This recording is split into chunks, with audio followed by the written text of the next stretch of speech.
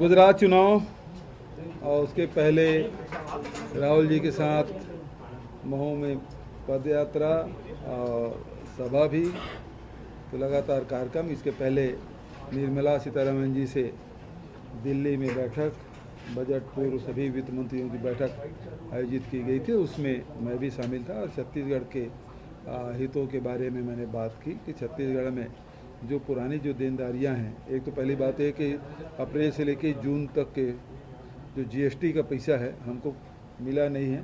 तो पता चला कि एक चिट्ठी आया है वो 500 करोड़ का, जबकि हमको लेना है 1800 करोड़। तो दूसरे राज्यों को ज़्यादा मिला है, हम लोगों को कुछ कम मिला है, मिल जाएगा।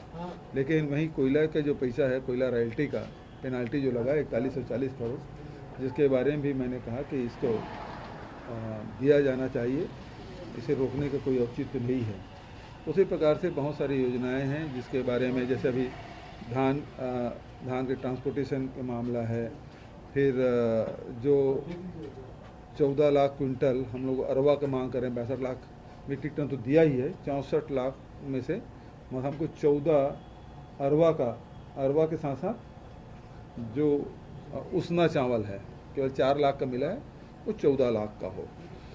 इसके साथ साथ इथेनॉल प्लांट की भी बात मैंने की।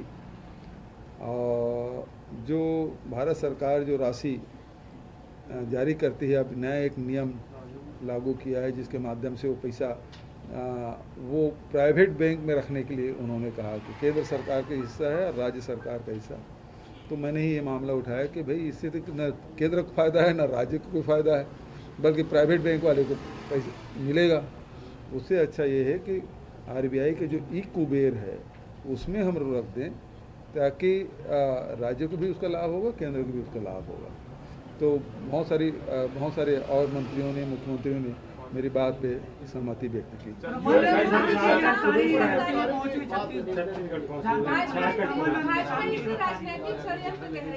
अभी तो भाजपा वाले बोले थे कि आए हमको गिरफ्तार करेंगे। बृजमोहन अग्रवाल जी के 2 दिन पहले बयान आया था क्या? तो आगे तो फिर आए तब क्यों मचा रहे हैं? अब वो खुद बोले कि आए गिरफ्तार करके बताए, तो फिर इतना जब दम भर रहे थे तो आज क्यों षड्यंत्र की बात कर रहे हैं? 15 साल के नाबालिग बच्चे के साथ यदि सामूहिक बलात्कार हुआ है तो पास्को एक्ट लगा है, और ये उस समय लगा है जब झारखंड में रघुवर दास यानी कि भारतीय जनता पार्टी की जब सरकार थी तब की ये घटना है, और उस समय FIR दर्ज हुआ है। तो उसको उनसे पूछना चाहिए कि वो षड्यंत्र उस समय इतने पहले कैसे षड्यंत्र कर लिए थे वो लोग। भाजपा कह रही है कि झारखंड के मुख्यमंत्री छत्तीसगढ़ के मुख्यमंत्री के मित्र हैं, इसलिए ये कार्य किया जा रहा है। देखिए, कानून अपना काम करता है, मित्र वगैरह की बात नहीं होती। यदि ये नहीं होता तो कैसे कर लेते, किसी गिरफ्तार कर लेंगे। मैं आप यदि झारखंड के मुख्यमंत्री कहूंगा कि ये पत्रकार में से मेरे से उल्टा सीधा सवाल पूछता है, गिरफ्तार करो, कर लेंगे? नहीं होता। जो नियम कानून है उसके हिसाब से होगा। तो वो 2019 का केस है और उसमें कार्रवाई हो रही है। यदि झारखंड की पुलिस आई है तो वो तो दूसरे राज्य में, जिस प्रकार से एक राज्य से दूसरे राज्य में पुलिस जाती है, और यदि कोई सहयोग राज्य की पुलिस से मांगती है, उस जिले से, थाने से, तो वो रूटीन में हम लोग सहयोग करेंगे। ट्वीट भी किया था जिस तरीके से कार्रवाई के तरीके को लेकर आपकी नाराजगी बहुत गलत हो रहा है, और जो अपनी सीमा है उससे बाहर जाके काम कर रहे हैं। मतलब जो जानकारी आ रही है, किसी को मुर्गा बना रहे हैं, किसी खाना देते हैं तो पानी नहीं देते, और रात भर जगा कर रखते हैं, देर रात तक के छोड़ते हैं, कई रात तक के सोने नहीं देते, राड से पिटाई हो रही है, किसी कान सुनाई नहीं दे रहा है, किसी को बैठने नहीं देते, बुजुर्ग आदमी उसको बैठने नहीं देते, तुम खड़े रहो, तो बोले मुझे तकलीफ होती है, और आखिर में उसको पैलेटिक अटैक भी आया। तो ये अमानवीय कृत्य है ना। इसकी इजाज़त तो मैं नहीं समझता कि कोई सरकार या कोई न्यायालय इसको देगी, लेकिन इस प्रकार से अपनी सीमाओं से बाहर जाके कार्रवाई कर रहे हैं, ये बेहद दुर्भाग्यजनक बात है। इसमें आपने कहा है कि केंद्र सरकार को अवगत कराने की आप बिल्कुल कराऊंगा। तो इसमें क्या विकल्प बच जाता है राज्य के पास कि अपने लोगों को संरक्षित? विकल्प सभी खुले हैं। मैं अपने राज्य के नागरिक की सुरक्षा देना मेरी जिम्मेदारी है। और यदि कोई भी दूसरे राज्य के हो, चाहे सेंट्रल एजेंसी हो या अपने सीमाओं से बाहर जाके काम करे, तो कार्रवाई भी करने का हमको अधिकार है। और सेंट्रल एजेंसी है तो सबसे पहले भारत सरकार को ही अवगत कराएंगे कि भाई ये शिकायतें मिली है और इस प्रकार से हो रहा है और ये ठीक नहीं है। सर, भारत छोड़ो यात्रा जैसी उत्तर भारत में आ रही है, तरह तरह के पाकिस्तान जिंदाबाद के नारे लग रहे हैं, राहुल गांधी की दाढ़ी को लेकर भी सवाल उठाए जा रहे हैं। इसका देखिए, ये बहुत ओछी हरकत कह सकता हूँ। उसके मामले में कुछ लोगों ने यहाँ FIR भी कराया है। और यहाँ तक कि किसी की दाढ़ी किस प्रकार से दिखता है तो कोई बोलते हैं किसी कोई आसाराम टाइप की दिखता है, तो उससे ऐसा बोलना चाहिए क्या?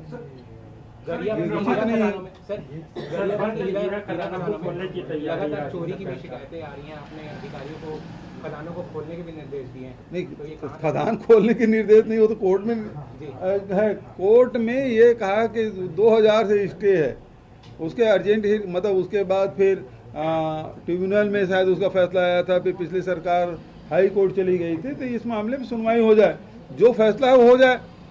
तो उसके बाद फिर सरकार, मान लो हाई कोर्ट उसे निरस्त करती है, तो राज्य सरकार के पास ऑप्शन खुला होता है कि भारत सरकार के पत्राचार करके उसको आगे बढ़े।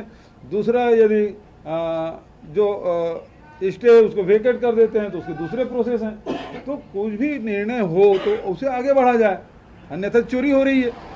सर, ये ब्रह्मानंद नेताम की वजह से बीजेपी मुद्दा बना रही है। पहले वो ब्रह्मानंद नेताम की वजह से ही बीजेपी जो है एक तरह से इस उपचुनाव में मुश्किलों में फंसती हुई दिखाई दे रही है।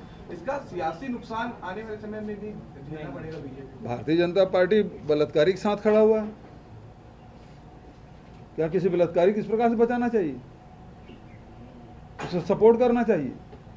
यदि गलत है तो गलत है, उसे छुपाने की क्या जरूरत है? उसे स्वीकार करना चाहिए, हाँ हमसे गलती हुई, क्योंकि उसी सरकार में FIR हुआ है। जब वो सरकार में थे तब FIR हुआ है, तो उसको अपनी गलती स्वीकार करना चाहिए। अब गलती स्वीकार नहीं करके गलती को बार बार छुपाने की कोशिश कर रहे हैं, तो दूसरी गलती करेंगे, फिर तीसरी गलती होगी। सर, भाजपा जो है इस बार धर्मांतरण को मुद्दा बना रही है, पहले वो भगवान श्री राम को मुद्दा बनाती थी। अभी मध्य प्रदेश में भी उसकी सरकार है और धर्मांतरण के बारे में कल ही मैं टीवी चैनल में देख रहा था। और धर्मांतरण के वो बजरंगी लोग गए थे और उसके भारतीय जनता पार्टी के जो अध्यक्ष है वो बयान दे रहे थे कि मध्य प्रदेश में हो रहा है, वहां कैसे हो रहा है? जो भारतीय जनता पार्टी 15 साल से सरकार, वहां कैसे हो रहा है? ये अपनी सुविधा के हिसाब से राजनीति करते हैं। सर, अरविंद केजरीवाल गुजरात में जीत का दावा कर रहे हैं, लिखित दावा कर रहे हैं, आप भी दौरा करने वाले आज जाने वाले हैं। उसके समर्थकों का वीडियो ऑडियो क्लिप जारी हुआ है, वो सब विड्रा कर रहे हैं। अब वो MCD में लग गए हैं। पहले हिमाचल गए, वहाँ से विड्रा किए, गुजरात गए, वहाँ से विड्रा किए, अब MCD में लग गए हैं। वो वैसे में कुछ पानी वाने वाला नहीं है। Thank you. नमस्कार, मैं हूं मानक गुप्ता। अगर आपको हमारा ये वीडियो पसंद आया हो तो इसे लाइक और शेयर जरूर करें, और हाँ, हमें सब्सक्राइब और फॉलो करना ना भूलें, ताकि आप देश और दुनिया की कोई खबर मिस ना करें। तो जुड़े रहिए हमारे साथ और देखते रहिए न्यूज़ 24।